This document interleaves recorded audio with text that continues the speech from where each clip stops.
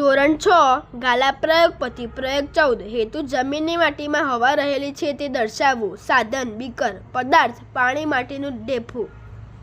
આકૃતિ આ પ્રમાણે હશે આપણી. પ્રયોગ પદ્ધતિ: ખેતરમાંથી માટીના 2-3 સૂકા ઢેફા લાવો. બીકરમાં માટીના ઢેફા મૂકી તેના પર પાણી રેડી ઢેફા ડૂબાડો. થોડીવાર પછી બીકરમાંના માટીના ઢેફામાંથી હવા પાણીમાં થઈને પરપોટા રૂપે બહાર આવે છે તેનું અવલોકન કરો. અવલોકન કરતા જણાય છે કે માટીના ઢેફામાંથી હવા પરપોટા સ્વરૂપે બહાર નીકળે છે. જોઈ લેજો. નિર્ણય: જમીનની માટીમાં હવા રહેલી છે. જ્ઞાન ચકાસણી: ખાલી જગ્યા પૂરો. પૃથ્વીની આજુબાજુના હવાના સ્તરને વાતાવરણ કહે છે. લીલી વનસ્પતિ હવાના કાર્બન ડાયોક્સાઇડ ઘટકનો ઉપયોગ તેમનો ખોરાક બનાવવા કરે છે.